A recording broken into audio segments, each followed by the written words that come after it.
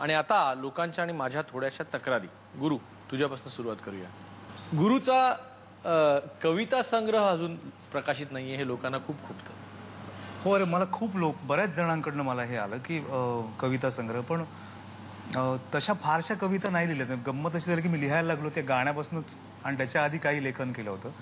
पण आत्ता जवळपास एक गाणीच म्हणेल तर जवळपास एक 101च्या जवळपास आकडा मी गाठलाय, म्हणजे 95 वगैरे झाली आहेत. काय सांग? तर त्यानंतर माझा विचार झालाय की एक करावं म्हणून, कारण गाण्यांचंच करावं का कवितेसाठी वेगळं लिहिणं? गाणी आणि कविता असं एकत्र करावं.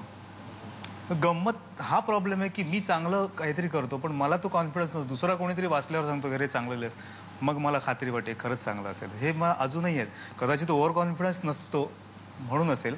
संगीतकार कम्युनिटी जी आहे त्यांनी आम्हाला असं कळवलेलं आहे की रोमॅन्टिक गाणी असतील तर तुम्ही गुरु ठाकूरांकडनं लिहून घ्या, पण 1-2 पॅथॉस गाणी खेळ मांडणाऱ्यासारखी जर का अपवादात्मक सोडली तर समाजावर भाष्य करणारा जसा नाटक तू लिहिलंस तशी गाणी काय फारशी तू समाजावर भाष्य करणारी लिहित नाही. काही लिहिली आहेत रे खरंच मी, पण तो पुन्हा तो मगाचाच मुद्दा आहे की ते सिनेमे एकतर फार कुठे हे नाही प्रकाशात आले. मग लिहिताना मला असं वाटलं की या बात आहे, हे म्हणजे जबरदस्त, याला अवॉर्ड वगैरे. पण ते काही झालं, अवॉर्ड जाऊन दे, ते लोकांपर्यंत पोहोचलेच नाहीत काही सिनेमे. त्याच्या सीडी त्या गाण्यातल्या लिहिलेल्या आठवत असेल तर एखादं नाही. आता यावर्षी ज्याला अवॉर्ड मिळालं ते झीचं मिळालं की कळले नाही कधी उसवले लखतर जगण्याचे.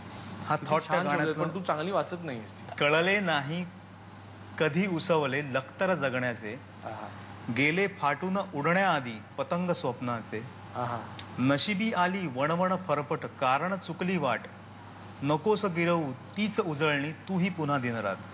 ते वडील मुलाला सांगतात की मी आयुष्यात एक वेगळा मार्ग स्वीकारला आणि मी चुकलो, पण तू नको. म्हणून एक काळजीवाहू बाप, जे प्रत्येकाच्या वडिलांनी, माझ्या वडिलांनी सांगितलं की आधी बँकेत चांगला जॉब बघ, मग ते सगळे नाटकं करतो, नाटक, सिनेमा, गाणी. तर त्यात ते चुकीचे नसतात किंवा ते विरोध करत नसतात. एक वडील म्हणून ते त्यांची जबाबदारी पार पाडत असतात. तर तो थॉट होता त्या मांजरेकरांच्या सिनेमात की त्याला ते का नको म्हणतात. तर ते शब्द असे लिहायचे होते की त्यात बाप कुठेही विलन वाटतं नाही. आणि तेव्हा मला हे शब्द सुचले की त्यांची जबाबदारी त्या काळजीने ते सांगतात. तर हे खूप चांगलं गाणं होतं, पण ते नाही तितकं पोहोचलं लोकांपर्यंत. साठे, तुमच्याबद्दलच्या तक्रारी थोड्याशा घाबरत का असेल पण सांगण्याचा प्रयत्न करतो. रवींद्र साठे अतिशय साधे सरळ आहेत, हे लोकांना खूपतं. मग खूपू देत. कारण कसं आहे की मी त्याच्यासाठी काही मुद्दामून वेगळं काहीतरी, मी त्याच्यासाठी ऍक्टिंग करत नाही. मी आहे साधा, तसाच असतो. म्हणजे मला मुद्दामून काही पोजिंग करता येत नाही आणि मी करतही नाही. कारण बेसिकली असं असेल कदाचित की एक्सपेरिमेंटल नाटकांमधनं माझी म्हणजे काय त्याला आपण म्हणतो की ते संस्कार आहेत की ज्याच्यामध्ये स्टेजवरती काम करणारा हिरो आणि बॅकस्टेज करणारा माणूस किंवा रंगपटामध्ये इस्त्री करणारा मुलगा, ह्या भूमिका आम्ही सगळ्या केलेल्या आहेत आणि प्रत्येकजण तेवढाच महत्वाचा आहे, प्रत्येक घटक. त्यामुळे असं मी हिरो, मी बॅकस्टेजवाला, मी लाइटिंग करतो, मी कोणतरी वेगळा, असं काहीच नाही. हीच सवय लागली आणि ती सवय अजूनपर्यंत आहे. म्हणजे त्यामुळे मी असं काही मी कोणतरी आहे असं मी, आणि बेसिकली मला असं वाटतं की कलावंत होणं ही केवळ देणगी आहे. आता मला म्हणशील तर मला एक धाकटा भाऊ आहे, मला एक मोठा भाऊ आहे. ते का गात नाहीत आणि मी का गातो याचं माझ्याकडे उत्तर नाही. ते जोपर्यंत उत्तर नाही तोपर्यंत मी कुठलाही गर्व करायचा नाही. तुम्हाला हिंदीमध्ये एवढा चांगला आवाज असून आणि 2-4 चांगल्या संध्या मिळून सुद्धा तुम्ही त्याचा पुरेपूर फायदा उठवला नाहीत, अशी लोकांची तक्रार आहे. हिंदीमधल्या बाबतीत म्हणशील तर असं आहे की म्हणजे लता मंगेशकरांनी एक माझी आवडती गाणी म्हणून एक 4 कॅसेटचा अल्बम आहे. त्याच्यामध्ये त्यांनी जवळजवळ 60च्या वर त्यांना गीतकार आणि सगळ्या यांच्यावरती लिहिले. त्याच्यात माझं हे भाग्य की त्यांनी माझ्याबद्दल पण एक पॅरेग्राफ लिहिलाय आणि त्याच्यात त्यांनी हेच म्हटलंय की यांचा आवाज, रवींद्र साठेंचा आवाज इतका छान भरदार आणि चांगला आहे, तरी सुद्धा त्यांना हिंदीमध्ये वाव मिळाला नाही. आता लता मंगेशकरांना सुद्धा जी गोष्ट खटकली आहे ती अनेक लोकांना खटकली असणार, पण मला असं वाटतं की आपण स्वतः काही गोष्टी ठरवू शकत नाही. आता ज्या फिल्म्समध्ये मी गायलो होतो त्या फिल्म्स काही कारणामुळे ती गाणी चालली नाहीत किंवा त्या फिल्म्स चालल्या नाहीत आणि त्यामुळे लोकांसमोर, जसं यांनी सांगितलं की नटरंगची गाण्यामुळे मी सगळ्यांच्या समोर आलो, तसा मी महाराष्ट्रापुरता राहिलो, महाराष्ट्राच्या बाहेर त्या फिल्मच्या माध्यमातून किंवा त्या गाण्यांच्या माध्यमातून पोचू शकलो नाही.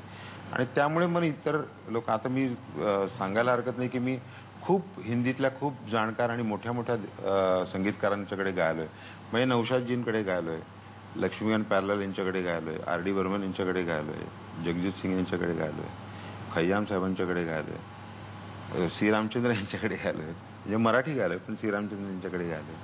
तर अनेक दिग्गज लोकांच्याकडे गायलोय. परंतु मग ती गाणी काही कारणामुळे लोकांच्या समोर तितकी आली नाहीत किंवा ते सिनेमे चालले नाहीत. असं काहीतरी कारण असावं किंवा माझ्या नशिबात नाही.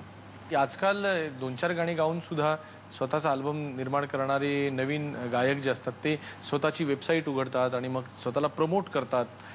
तुम्हाला तसं स्वतःला प्रमोट करता आलं नाही. अगदी बरोबर. या शब्दात आता ते आता आपल्यात नाही आहेत. जगदीश केबुडकर यांनी मला खूप समजवण्याचा प्रयत्न केला की तुम्ही PROशिप केली पाहिजे, तुम्ही जायला पाहिजे लोकांच्याकडे, तुम्ही त्यांना, ज्याला आपण म्हणजे हाजी हाजी हा शब्द खूप वाईट अर्थाने वापरतात, पण प्रमोट स्वतःला करणं हे तुम्ही केलं पाहिजे. तर मी त्यांना हेच कारण सांगितलं की मी या सगळ्या लोकांच्याकडे गायलोय, आता मी असा गातो हे त्यांना काय जाऊन सांगणार. तर मला असं वाटतं की जर माझ्या लायक गाणं असेल तर माझ्याकडे येईल.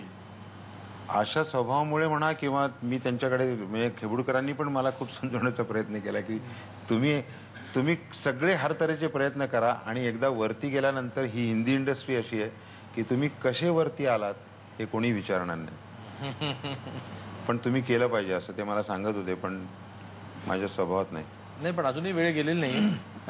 अजूनही तुमचा आवाज म्हणजे जोरदारच आहे. तर तुम्ही अजून प्रयत्न करू शकता. आम्ही त्या गोष्टीची वाट बघतोय आणि आम्हाला पुन्हा बघायला आवडेल नक्की. म्हणजे ते हिंदीमध्ये परत एकदा नाव. पण हिंदीमध्ये दुसरा एक थोडासा असं मला वाटतं की हिंदीमध्ये थोडासा नशिबाचा पण भाग असतो. म्हणजे ते एक गाणं तुमचं एका आठवड्यासाठी ऑल इंडिया हिट झालं तर मग तुम्हाला नंतर ओळख सांगायला लागत नाही. खरं. आणि नंतर कुठे उमरेही जिजवायला लागत नाही. आणि आता वेळ झालेली आहे ती म्हणजे पॅरडी सॉंगची. आमचा गुणी गायक जयदीप ते तुमच्यासमोर सादर करतो. आज अर्थात त्याचा खूप टेन्शन आलं तुम्ही स्वतः आल्यामुळे. तर जरा त्याचं काही चुकभूल जर का झाली तर प्लीज पदरी घाला. त्याला एवढाच निरोप द्या की मी परीक्षक नाही आणि एका परीक्षकाची पाठ आहे, त्यामुळे तू बिंदास गा. ऐकूया पॅरडी सॉंग.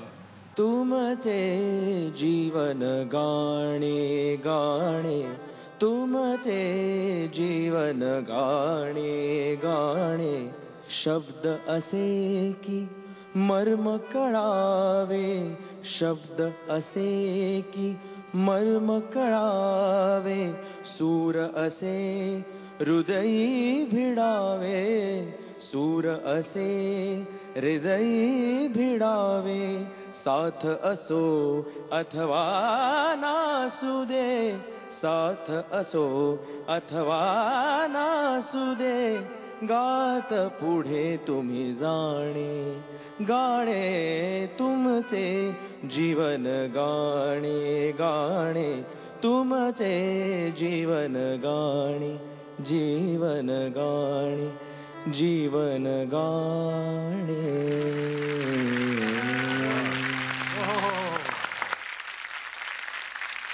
छोटंसंच होतं गाणं, एक 2-4च ओळी होत्या, पण तुमच्या सर्व रसिकांकडनं आणि चाहत्यांकडनं तुम्हाला दिलेल्या त्या शुभेच्छा होत्या. अगदी 100%. आणि मी त्या शिरोधार्य मानीन नक्की.